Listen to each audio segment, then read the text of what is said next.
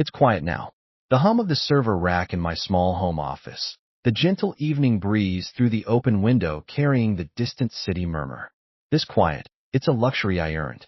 A peace that settled over me, slow and insistent, like the tide reclaiming a forgotten shore. But there was a time, not so long ago, when this silence would have felt like a gaping maw, ready to swallow me whole. That was the year. The worst year of my life. The year Jessica Monroe carved a hole in my chest and tried to fill it with her ambition, leaving me bleeding out on the cold, hard floor of my own delusion. Back then, I was Leo Chun, 29, and utterly dedicated to my work. My life revolved around lines of code and ethical frameworks. My salary, just shy of $85,000, allowed me a modest but comfortable existence in a one-bedroom apartment in the Sunset District of San Francisco. My Honda Civic, a trusty 2012 model, faithfully ferried me between my lab and home. I wasn't flashy, didn't care for luxury. My ambition was pure, to build something that could genuinely help people. That something was MindMeld, an AI designed not just to process data, but to truly understand and empathize with user needs. To learn, yes, but to learn with a heart. I met Jessica at an AI ethics conference. She was radiant, a force of nature. Her charisma was a palpable thing, drawing people in, making them feel seen. I, the awkward researcher who preferred the company of algorithms to cocktail parties, was captivated. She was, ostensibly, a research partner, specializing in commercialization strategies. She saw the potential in MindMeld, not just for good, but for immense market disruption. And I, naive fool that I was, believed our visions aligned. She spoke of ethical deployment, of bringing my empathetic AI to millions, of changing the world. My heart, usually reserved for logical constructs, fluttered like a trapped bird. We started working together, closely, intensely. Our days blurred into nights, fueled by cold pizza and the heady rush of creation. She had this way of making me feel brilliant, of validating my strange, complex thoughts. It was intoxicating. We became inseparable. Dates were discussions about neural networks, late-night walks were debates about consciousness algorithms. She became my world. Looking back, the red flags were there, waving gently in the periphery of my blissful ignorance. Little comments, subtle jabs that I dismissed as her quirky charm. She'd joke about my Civic. It's cute, Leo, she'd say, but wouldn't you prefer something with a bit more presence? Or, my God, your apartment is so cozy.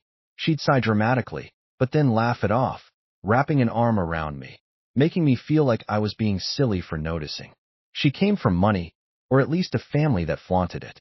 I was a first-generation immigrant, son of hard-working parents, who'd built my career on merit alone. The gap was there, but she'd smooth it over with compliments about my intellect, making me believe I was her equal, her chosen one. She started pushing for a grander lifestyle, subtly at first. She'd suggest we go to these exclusive tech events, fancy dinners where the wine cost more than my weekly groceries. I'd protest, saying my budget didn't stretch that far, but she'd insist. Don't be silly, Leo. We're partners. This is part of building our network, darling. My treat. But it was rarely her treat, not really. She'd rack up charges, then forget her wallet, or say she'd pay me back when our venture took off, leaving me to pick up the tab. I kept telling myself it was an investment in our future, our shared future. The humiliation, when it started, was a slow burn. We'd be at these swanky parties, filled with venture capitalists and startup founders who spoke in acronyms and boasted of their latest acquisitions. Jessica, ever the social butterfly, would float through the room, her laughter echoing. She'd introduce me as her brilliant, if a little shy, research partner, always with that qualifier. Then, inevitably, someone would ask about my role, my vision for MindMeld. I'd start explaining the ethical implications, the nuances of empathetic learning. But before I could truly delve in, she'd interject, a practiced smile plastered on her face. Oh, Leo's a genius with the code, she'd say, but he's not much for the commercial side. Are you, honey? He just wants to make the world a better place, bless his heart. A patronizing pat on my arm, a dismissive flick of her wrist, and the conversation would swiftly move on to her grand vision, her business acumen, her plans for scaling. I'd stand there, feeling the blood rush to my face. My carefully articulated thoughts reduced to a quaint hobby in front of these shark-eyed investors. She'd effectively amputated my ambition in front of me, making me feel small, impractical, a burden even. She started referring to Mind Meld as her baby, or our baby, with a heavy emphasis on the hour when investors were listening and a subtle erasure of my contribution when we were alone. I tried to speak up once. I mentioned how I felt about her undermining my expertise. She turned it around on me so fast my head spun. "Leo," she said, her eyes wide and innocent. "Are you feeling insecure? I'm just trying to make us look good. You know I'm better at the schmoozing. This is for us. Don't you trust me?" Her voice was a soft caress, a balm that soothed my anxieties, making me feel guilty for even questioning her. The pressure mounted. She wanted a bigger apartment, a fancier car. We needed to project success, she insisted. For the investors. For our brand. MindMeld was growing, she said. Our valuation was skyrocketing. We just needed to keep up appearances. My savings dwindled, pouring into a lifestyle I never wanted, justifying it with the promise of a glorious future with her, a future where my AI would change the world, and we'd build it together. Then came the meeting with the tech conglomerate, a titan in the industry. This was it, the big pitch. The moment we'd secure the funding, the partnership, the global reach for MindMeld. I spent weeks refining the technical details, preparing to dazzle them with the intricacies of my empathetic algorithms. Jessica, as usual, handled the business presentation, the market analysis, the vision. I trusted her implicitly. She was my partner, my girlfriend, my everything. The pitch went perfectly, or so I thought. We impressed them. The room buzzed with excitement. After celebrating with a lukewarm beer back at my place, I felt a tremor of pure joy. We did it. We were going to change the world. A few weeks later, the legal documents started arriving. The partnership agreement, the patent applications. I'm meticulous by nature, especially when it comes to intellectual property. I began reading through the reams of legalese. That's when I noticed it. A subtle alteration. My name was there, yes, but listed as a co-inventor. Her name, Jessica Monroe, was listed as the primary inventor and author, the lead researcher, the visionary. My contributions were subtly downplayed, framed as technical support, foundational coding, rather than the core intellectual property. MindMeld, my MindMeld, was hers. My breath hitched. My hands started to tremble. No, this couldn't be right. It had to be a mistake. A clerical error. I pulled up the original patent draft we'd worked on together, the one with my name clearly first, clearly designated as the primary. And then I remembered. There had been a last-minute revision, she said, just a few minor tweaks to streamline the language for legal clarity. She'd handled it, assuring me it was nothing I needed to worry about. Just trust her. I confronted her, my voice shaking. My chest felt tight, like a fist was squeezing my lungs. "Jessica," I stammered, "about the patent. It says you're primary. What happened?" She looked at me, her beautiful eyes widening with concern. "Leo," she said softly, taking my hand. "What are you talking about?" "It's exactly as we discussed. As we agreed. Don't you remember? We talked about how you wanted to focus on the research, and I'd handle the business side, the face of the company. It's just a formality. The lawyers recommended it for the sake of clarity. It looks better for the investors. You know how these things work." "No," I said, pulling my hand away. "I don't remember agreeing to that. My name was supposed to be first. This is my work. My vision." Her expression shifted, a subtle hardening around her eyes. "Leo, you're being paranoid. You're overthinking this. Are you having one of your episodes again? You know how stressed you get with all the legal jargon. I'm just trying to protect us. This is for our benefit. Why are you trying to sabotage us? Do you want to lose everything we've worked for? Do you not trust me?" Her words were a torrent, washing over me, eroding my certainty. My mind reeled. Had I misunderstood? Had I forgotten? She had such a powerful way of twisting reality, making me question my own memory, my own sanity. My stomach churned. Maybe she was right. Maybe I was being paranoid. I hated confrontation. I hated feeling like I was the obstacle. The idea of sabotaging our success, my success, was unthinkable. The guilt, sharp and immediate, pierced through me. She had a point. She was better at the business side. She was the one who charmed the investors. Maybe this was just how it worked. I retreated, licking my wounds, telling myself I was being too sensitive, too emotional. She hugged me tight, told me she loved me, told me we were in this together, and for a moment, I almost believed her again. But the seed of doubt, once planted, refused to die. It festered, growing into a cold, hard knot in my gut. My mind meld, the AI built on empathy, was now tainted by a growing sense of dread. I found myself staring at the patent application for hours, my eyes tracing the lines of her name, then mine, the order feeling like a personal affront. My sleep suffered. I felt constantly on edge, like I was missing something crucial. The gaslighting was so effective, so insidious, that I started doubting my own perceptions of reality. Was I going crazy? The breaking point came not with a bang, but with a whisper. A whisper from an old colleague, a senior developer who'd mentored me. He called me, out of the blue, to congratulate me on the new venture. He asked about the patent, mentioning he'd seen the public filing. He said he was surprised, knowing my role in the foundational research, that my name wasn't more prominent. He remembered specific versions of the code, specific architectural decisions, that were unequivocally mine. He mentioned seeing a version of the patent where my name was first, before it disappeared and resurfaced with Jessica's as primary. He was just making an observation, but for me, it was a thunderclap. My internal alarm bells, silenced by Jessica's manipulations, screamed to life. I stopped being a victim in that moment. My emotional pain, raw and searing, suddenly morphed into a cold, crystalline resolve. My background as an AI ethics researcher, my entire career built on meticulous data analysis and the unwavering pursuit of truth, kicked in. I might have been socially awkward, but I was a professional. I knew how to dig. I knew how to find the undeniable truth in a sea of digital noise. I started with the digital breadcrumbs. My apartment, usually a haven of quiet contemplation, became a war room. I retrieved old hard drives, scoured email archives, cross-referenced commit logs from our shared development repository.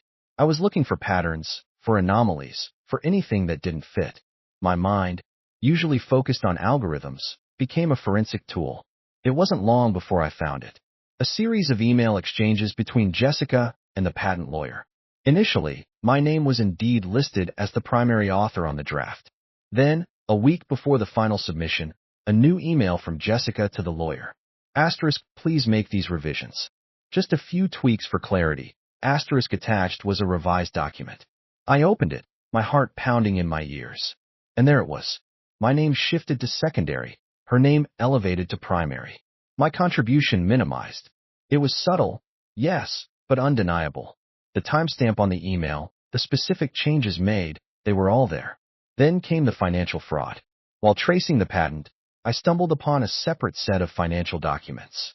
Jessica, leveraging her role and my naive trust, had been funneling small amounts, then increasingly larger sums, from our shared development fund into a private account. Ostensibly, these were for consulting fees or pre-investment expenses that never materialized in the project itself. These weren't petty cash diversions. These were significant sums, enough to fund several months of my own living expenses. My mind meld, my creation, was being milked dry to fuel her lifestyle, her ambition. I kept digging. I found evidence of her discreet conversations with venture capitalists, predating our official pitches, where she'd already begun to position herself as the sole visionary behind MindMeld. Her social media, always carefully curated, now seemed like a grotesque exhibition of stolen valor. Photos of her presenting our work, never once crediting me, always basking in the glow of singular achievement. The truth hit me with the force of a physical blow. It wasn't just a miscommunication. It wasn't just a difference in ambition. It was a cold, calculated betrayal. A complete and utter theft of my life's work, my identity, my future. The woman I loved, the woman I trusted implicitly, had been systematically dismantling me, brick by brick, while painting a smile on her face. The immediate aftermath of this discovery was a blur of raw, visceral pain. I remember collapsing onto my worn carpet, the floor cold against my cheek. My chest ached with a deep, hollow emptiness. The air felt thick, heavy, suffocating. I couldn't cry, couldn't scream. I just lay there, eyes wide open, staring at nothing, feeling the ghost of her touch on my skin, hearing the echo of her lies in my head. Days passed in a fog. I barely ate, barely slept. The bitterness was a poisonous taste in my mouth, burning its way through my throat. Hope, the fragile thing I'd nurtured, was brutally extinguished. Fear gnawed at me. Fear of losing everything, of being truly alone, of having dedicated my entire being to someone who saw me only as a stepping stone. But then, something shifted. The emotional wellspring dried up, replaced by a chilling calm. The tears stopped. The shaking ceased. A cold, hard clarity descended upon me. The victim in me died on that carpet, replaced by something entirely new, entirely unforgiving. This wasn't just about me anymore. This was about my mind meld. My creation, built on the principles of empathy and ethical AI, now in the hands of a sociopath. She wasn't just stealing from me. She was perverting my vision, turning it into another tool for ego and greed. I knew I couldn't confront her. Not yet. She'd deny everything, gaslight me again, probably try to discredit me. She was too good at it. No, this required a different approach. A surgical strike. A digital reckoning. My mind, once consumed by grief, started worrying, mapping out possibilities, vulnerabilities. I had built mind meld from the ground up. I knew its every neuron, its every logical gate, its every hidden pathway. And I still had the original core algorithm, the pure, untainted version, stored securely in an offline repository. I started planning my exit. Slowly, meticulously.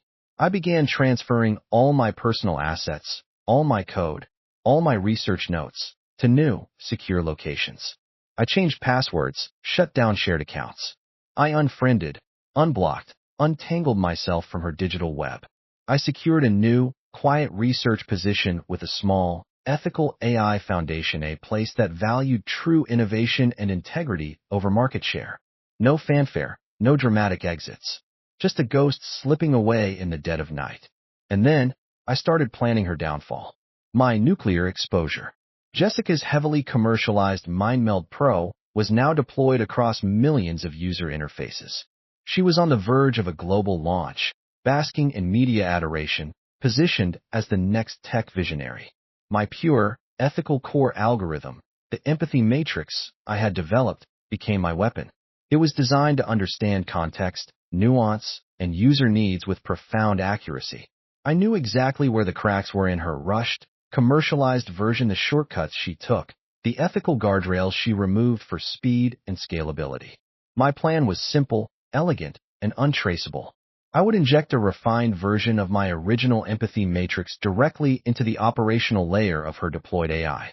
Not to break it, not to crash it, but to subtly distort its recommendation engine. To make it too empathetic in all the wrong ways.